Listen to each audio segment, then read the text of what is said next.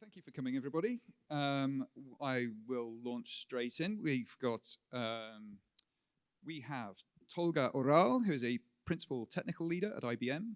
We've got Pete Garofano, who is a senior technical service engineer at MongoDB. And potentially we've got an Elton D'Souza attending the talk remotely, hopefully, if everything's working. And they are going to be talking about building a sustainable enterprise with MongoDB-as-a-Service on IBM LinuxONE. So if we could give them a warm welcome.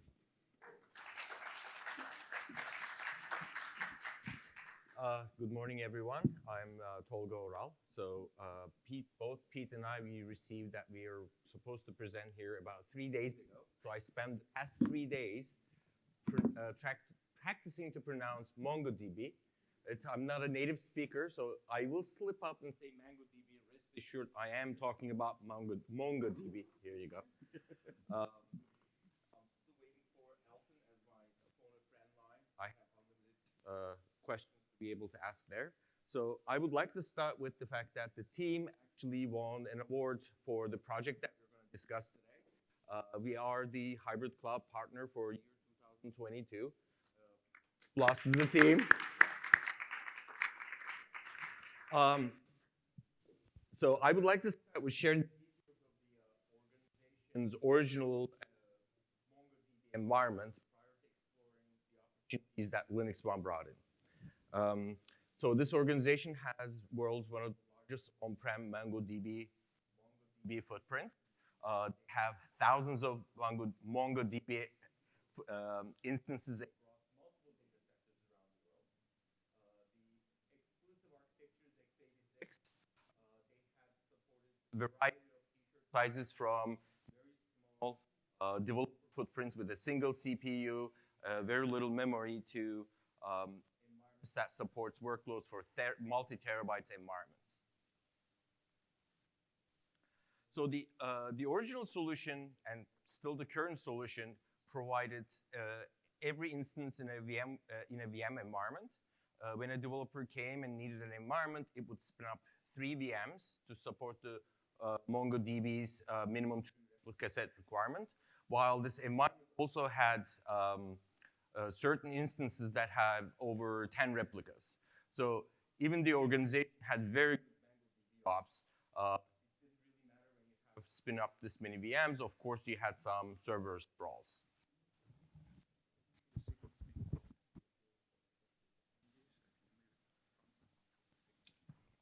All right. Apparently, I'm too thick. I'm blocking the signal. All right. So the first challenge was, of course, sustainability. When you have this many VMs for thousands of instances, of course, it drove higher power. With that higher power came requirement for more cooling. And of course, as an on-prem deployment, there was very limited floor space at the data centers, which became really a challenge for this organization. So how did they actually tackle it? They were able to meet their sustainability goals by first looking at all of the t-shirt sizes. So they tuned the memory and CPU footprint on, let's say, the developer environments all the way to multi-terabyte environments that supported their largest transactional workloads. By making sure that they only provided what the applications required to consume. They made sure that they were able to overcommit CPU as much as possible and some memory. And they did end up providing some better sustainability matrix, but clearly there was some space for improvement. So the second challenge was, given today's world, was actually cyber resiliency, which also affected their sustainability goals too. So cyber attack recovery, in most cases, have 2 phases, right? First, you need to figure out that there was an attack, figure out what was the right copy, what snapshot, the healthy snapshot that you can go back to, and then actually recovering the system back to that snapshot. We will not be covering the discovery phase in this discussion because it's outside the context of this 30-minute call. Probably it will take a couple days to discuss how we can actually do that, so we'll skip that for this session. But how were they able to actually meet their regulatory requirements to be able to provide the cyber resiliency for this environment. They were taking regular full system backups as well as some software-based checkpoint snapshots. There are multiple potential issues with this approach, right? One of them is when you're taking software-based backups and snapshots, you're still susceptible for some software-based attack vectors. The other problem was the fact that this method was extremely resource intensive, right? It required you dumping all of the data from the memory, writing onto the disk, pressing that data, sending it over the network. Also, depending on which backups and how you take these backups, this could significantly affect the actually environment's performances, right? So if we think about using a Mongo dump to be able to do this, it would prioritize itself over the actual live data, meaning that a lot of the reads and writes potentially started hitting the disk and ended up creating latencies at the transaction level, at the application live data layer. So there was another option. I believe that there was another option to limit this performance impact by taking the backups on a read-only copy. So you could either make the copy read-only, or you can even bring down a specific replica to take these specific backups. But the problem with that was some of the environments were so big that when they take the snapshot and bring the system back up, it would take a very long time for that specific replica to catch up. So what happened is that actually affected potentially their intervals of how frequently they can take backups to make sure that all of the systems were available at the same time. Of course, aside, they still had potential bugs on the x86 side, hardware issues that certainly haunted them. So with an organization of Mango deployment at this size, there were still potential for improvements. And the smallest improvement actually compound into really big savings. This brings us to our next section, where we will look at how MongoDB and IBM partnership in bringing in LinuxONE into this environment actually provided further improvements. So in our new approach, we focused on resource consumption: compute, memory, storage, and network. By doing that, we were able to, on the left side, reduce the energy consumption. We couldn't change the source. On the right side, by making lower energy consumption, that meant lower operational costs like cooling, or the disaster recovery instances footprint being significantly smaller. So before I discuss how LinuxONE helped, for some of you who may not be familiar with LinuxONE, let's just have a brief introduction. LinuxONE is an X-based Linux server. It fits a 19-inch rack, so I can hug two of them if I were to do this. And it was originally architected for data serving and high transactional workloads. So we do this a lot with our clients that we support. When we move database workloads onto LinuxONE without any tuning, without doing pretty much anything, we 3 times performance improvements for the same exact system. And in 2015, in LinuxCon, actually the LinuxONE server broke the unofficial world record to have the most number of users connected to a Minecraft server. For those who are geeky enough to go to YouTube and search it, I certainly did myself. And then similar to AMD 64, S390X is a CICS, complex instruction set based chipset, as opposed to RISC-based chipsets like ARM. It supports all of the most familiar OSS packages, being based on a different architecture than x86. It is clearly immune to all of those potential flaws. One of the very crucial things is the fact that it has a lot of hardware acceleration. So it has hardware acceleration for gzip, meaning any algorithm, any application that uses the zlib libraries will automatically benefit from those, in addition to some asymmetrical and symmetrical crypto algorithms, which helps you with anything from key generation, hashing, to encryption at the hardware level without affecting the performance of the applications themselves. And last but not least, it is post-quantum ready. So we already support some algorithms like dilithium and Kyber on these systems. So with LinuxONE added to this architecture, we received much more than 15-to-1 consolidation of the compute capacity, meaning a single LinuxONE core was able to actually handle equivalent workloads to 15 x86 cores, and it still provided over 20% throughput improvements at this consolidation layer.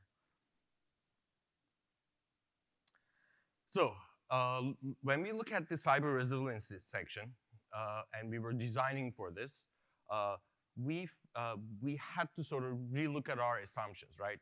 First of all, we were not designing for HA or DR. In many cases, when a cyber attack happens, most of the time spent is actually discovery of the fact that there is a cyber attack happened and finding the healthy snapshot that you can recover your system from. So this meant that we didn't really quite need zero recovery point objective or zero recovery time objective. It was okay to actually just recover back to the last healthy snapshot. That was good enough, right? Those companies who can't recover for days or weeks make the headlines. We figured if we lose a minute or 15 minutes of transactions, that was okay. That was pretty good. Another thing is MongoDB was really good at, enabled us to be able to do it, that it's really good at recovering from crash consistency, meaning that if I were to go behind one of these Linux boxes and pull all the cables out and reconnect them and restart the system, Mongo was coming with no problem.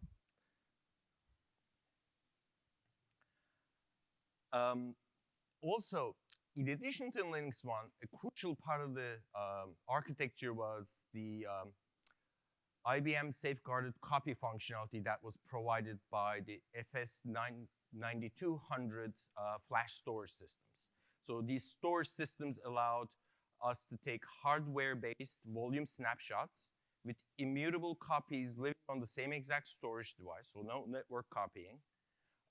And also the fact that they were firmware-based policies ensuring all of these snapshots, that meant that we were immune to any sort of software attack vectors.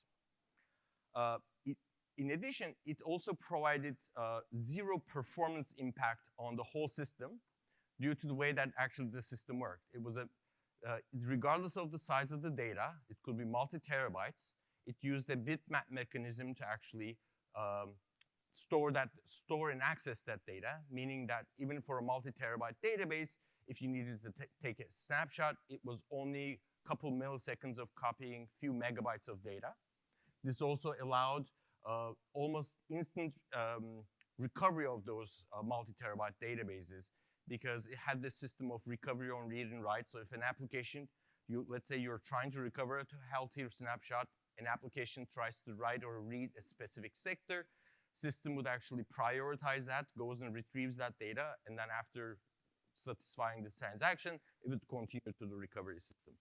Which meant that if the organization wanted, they could actually have these snapshots taken every minute. System also allowed them to have retention policies on those from days, weeks to multiple years.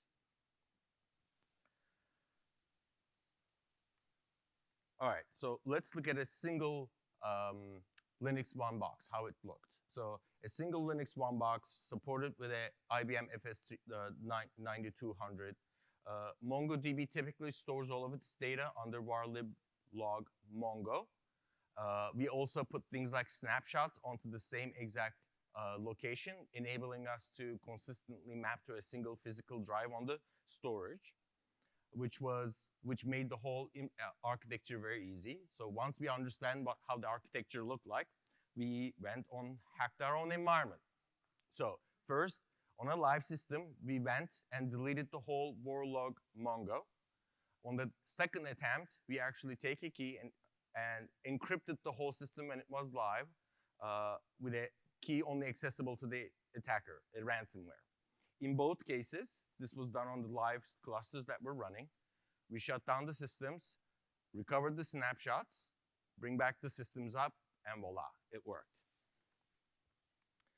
Okay, so that's on a single system. How do we do that on a multi-data center across the worldwide with multiple LinuxONE boxes on each architectures, while also supporting an HA architecture for these multi-terabyte databases?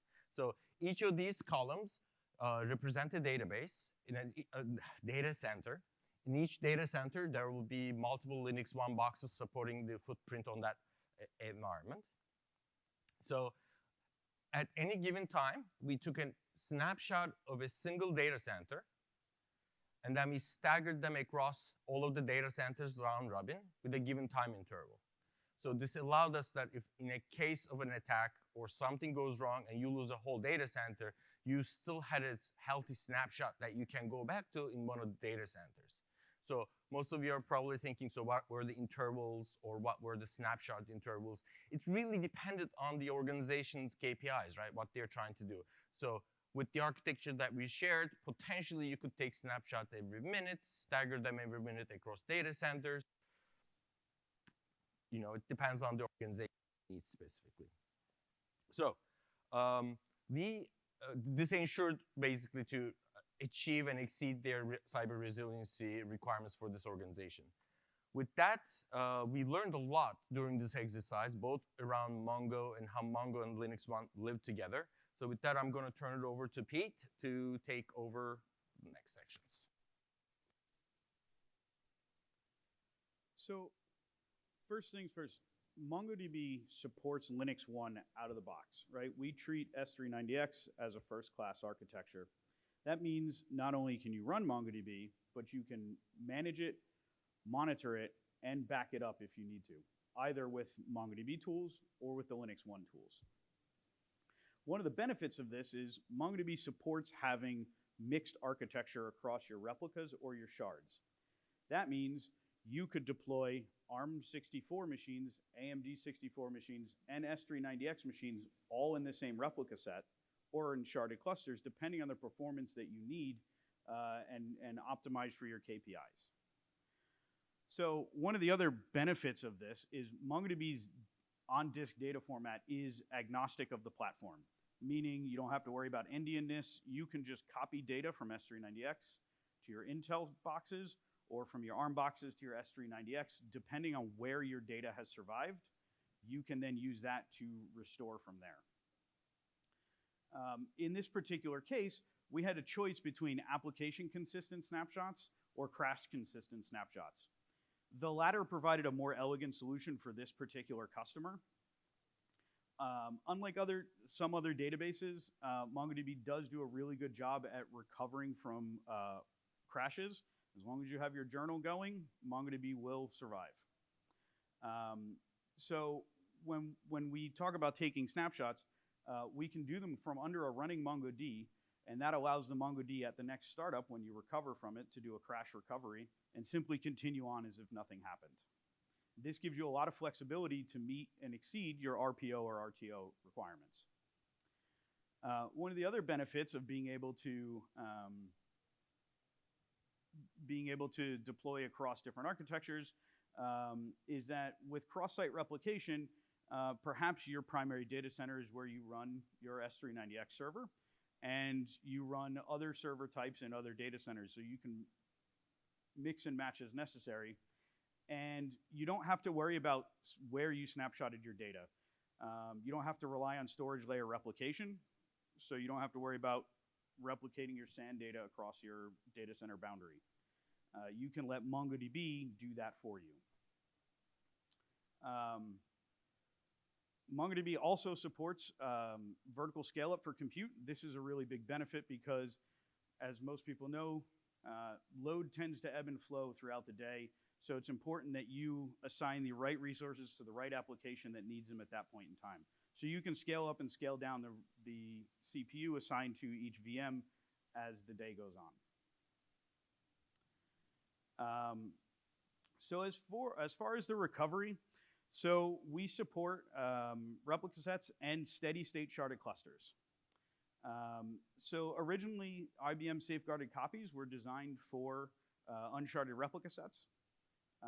But for this customer, we had to build out some functionality to make sure that you could snapshot a sharded cluster, a running sharded cluster on the S390X hardware. And the way we do this is through MongoDB's crash consistency, right? Where you may run into a situation of edge cases is during what we call MongoDB shard balancing. And this is simply the matter of when one shard gets too large, we need to move data around in order to balance the shards. So for this organization, they didn't actually have balancing enabled, so they're actually able to take advantage of the crash consistency of the shards and restore from there. Since the snapshots are taken at the physical device level on the FS9200, you don't have to worry about something interrupting its snapshot process. As we've said before, if you have an attacker who breaches your system, they can't actually modify the schedule, they can't modify the data, because that is all enforced at the firmware level as opposed to the application or the OS level. So what we end up with is the ability to take snapshots of multi-terabyte instances, have very efficient restore times as well as efficient snapshot times, because again, they're taken at the hardware level. The hardware tracks the bytes that are changing, and it is able to snapshot just what's changed since the last snapshot. So if you write a few megabytes and then take a snapshot of your multi-terabyte volume, you only actually have to store those few extra megabytes. So think of it as a recovery on read or a recovery on write semantics. MongoDB's cross-site replication means that you don't need to have this FS9200 in every data center. You can keep it just in a primary one. And then when you do a restore, MongoDB is able to replicate the data as necessary to your other sites. And again, because of the way the system is designed, you can retain your snapshots for 5 minutes, 5 days, 5 months, or 5 years, depending on what you require to meet your regulatory goals.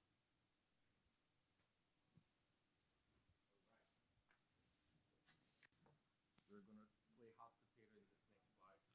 Come back to you right away. So, in addition to working at the scale, one of the things that am I projecting enough? All right. We were able to actually add replicas.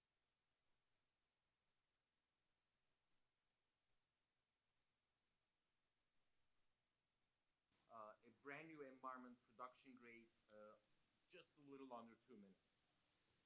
Another sort of benefits of MongoDB and LinuxONE is the fact that wired use applications, right? So journal compression, sending the data over the wire to replicas and shards, short-term and archival backups. They really relied on compression heavily, and there was massive speed-ups with almost no performance impacts to the environments themselves.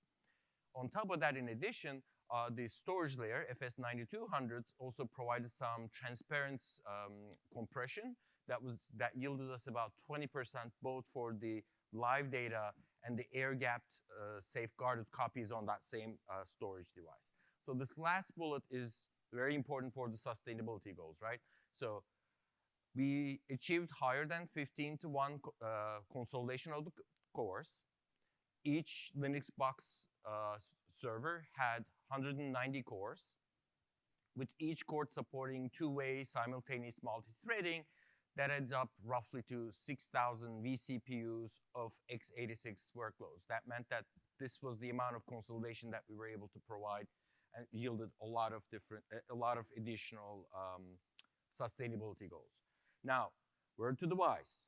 We did a lot of work on the heuristics to ensure that we did not starve any given application or an environment when there was actually a spike in the applications potentially, right? So we did a lot of work not to look like that. And with that, Pete, back to you. Am I coming through still? So to achieve the sustainability requirements, at least 50% reduce floor space requirements, power and cooling requirements.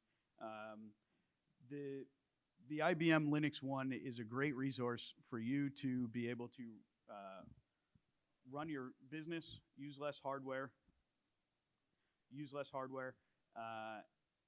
and meet your sustainability goals. You get reduced downtime with 5 nines of infrastructure availability. You get lots of different t-shirt sizes, which you can tailor to your environment. Not every application is built the same. Not every user of MongoDB is the same. And it's best to be flexible when assigning out resources. If you have 20 gigs of RAM assigned to a MongoDB that's only got 500 megabytes of data in it, that's not an efficient use of resources. So having good t-shirt sizing is great for meeting your sustainability goals. It is, by its very nature, immune to most, if not all, x86 hardware vulnerabilities because it is not the same architecture. You get instant recovery almost regardless of size, and you can run more with less overhead. Left. There's a few useful links that you guys can go and check. And is there any questions? And remember, I have my phone a friend line, Elton, available. Somebody has Elton? Up right there. If you have a question, stick up your hand and I'll bring the microphone over. Okay. Hey, there was an element of the architecture where the CSM is managing cross data center replication and disaster recovery. How much of a point of failure is that, and how is that mitigated? Very good, yes. So I will have to ask that one to Elton, because that was the only point that's not hardware-based, right? That's a software replication. But bringing back that CSM to point and trigger the hardware snapshot recovery, my assumption would be easy. So, Elton?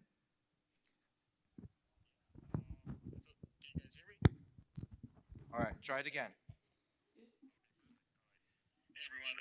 So CSM itself. That's it. Elton, you'll have to go one more time. Okay, sure. So we don't use CSM for taking the snapshots itself. We only use CSM for recovery time, okay? Because it shows you like a list of your previous snapshots, and you can go pick the right one to recover. To take the snapshots itself, that is all on the firmware. So as soon as you set the policies in firmware, the storage device automatically just keeps on taking the snapshots with no CSM involvement needed, right? And that's why crash consistency was really important here, because that way we wouldn't have an external script or software-based point of failure. All right, Elton. He's shaking his head saying, yes, that's satisfactory. Yep, that worked better than I was expecting. Do we have any more questions?